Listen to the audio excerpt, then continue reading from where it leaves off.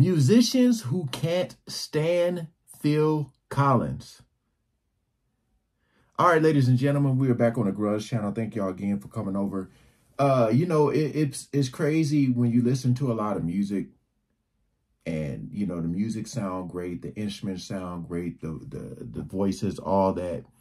But like, how many people can you say that you love the music, but how many of them do you actually know?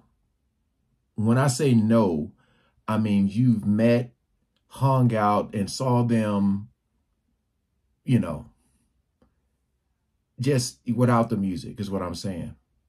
I know it's people that deal with a lot of artists on a day-to-day basis, and a lot of people have a lot of things to say, but we only see them on stage and we go by that. So I don't know the brother. Love his music, but hey, we gonna check this out. Appreciate y'all. We ain't gonna waste no more time. Let's jump right into it. These ain't no easy lovers. Against all odds, an array of music icons can't stop hating Phil Collins. Kurt Cobain was never shy about discussing his fellow musical artists. The Nirvana frontman championed independent bands from America and abroad, and he was always happy to dismiss any groups he didn't like, whether it was down to their music, their attitude, or even their ticket prices. Wow. Madonna charges $50, apparently. For example, he once commented that Guns N' Roses had nothing to say and suggested that, hey, that's pretty crazy. He said $50. How much tickets be now? I know $50 was a lot back then, though. Man.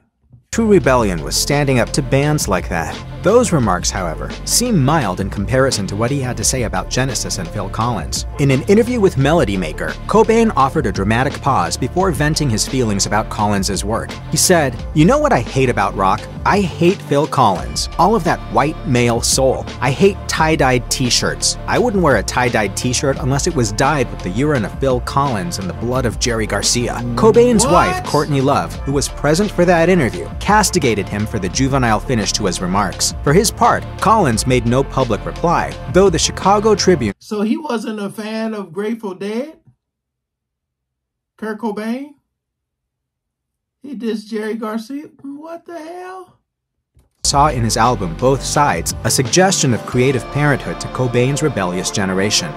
In an interview with John Edgington, Phil Collins admitted to not being a fan of some of his musical peers, at least when it came to their work. While he got on well with them personally, he suggested that bands such as Yes, Jethro Tull, and Pink Floyd didn't do it for him. The latter group, he said, grew on him over the years. But back in the 1980s, things were different. I was in a band that was kind of being always put in the same box as that lot, but never felt that we actually were in the same box. As it turned out, the feeling was mutual. At the height of Collins' popularity, the singer was such an ever-present force on the music scene that Floyd frontman Roger Waters complained about him to the Herald Journal. Waters said, "I find the ubiquitous nature of Phil Collins' presence in my life irritating."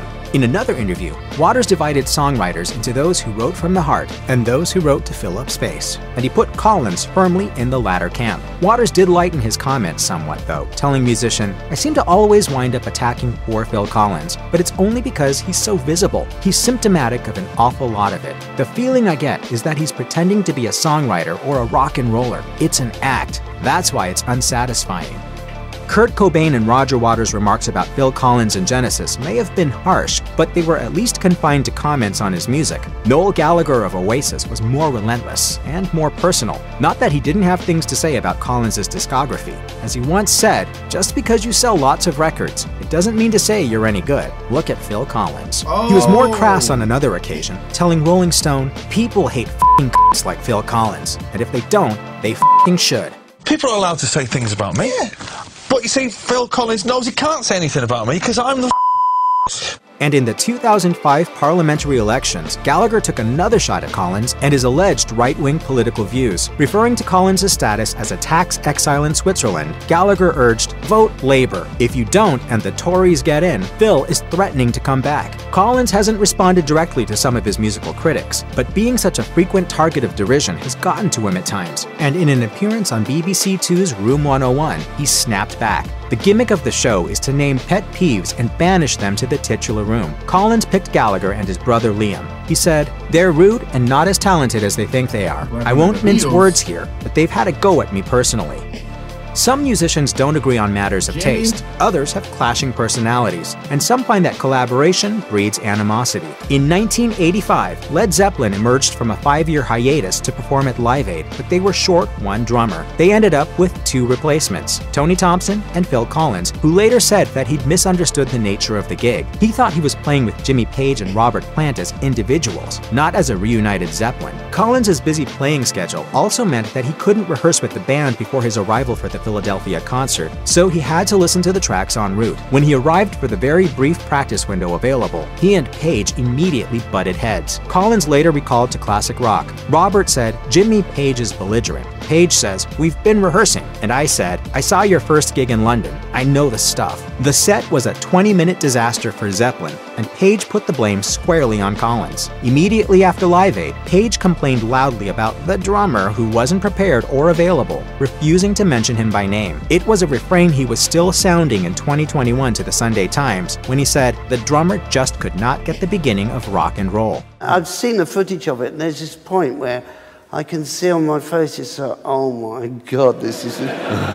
There's at least one feud with a fellow musician that Phil Collins started himself. In 2002, he was performing at a party in Buckingham Palace when he had a chance to meet one of his heroes, the Beatle Paul McCartney. The encounter did not go well, at least in Collins' mind. When he asked McCartney to sign a copy of Hunter Davis's Beatles biography, he felt the ex-Beatle acted in a condescending manner. He later told the Sunday Times, "He has this thing when he's talking to you, where he makes you feel, I know this must be hard for you because I'm a Beatle. I'm Paul McCartney, and it must be very hard for you to actually be holding a conversation with me." Collins later expressed regret at airing the incident in public, and told Billboard that McCartney was upset enough about the comments to reach out. He said, "I certainly didn't get any flowers from him. I got more of a, let's just get on with our lives." Collins was almost apologetic for upsetting the former Beatle, but he couldn't bring himself to take it back. He said, "If people don't tell people that sometimes their attitude could be a bit better, then you're not going to get any better, you know?"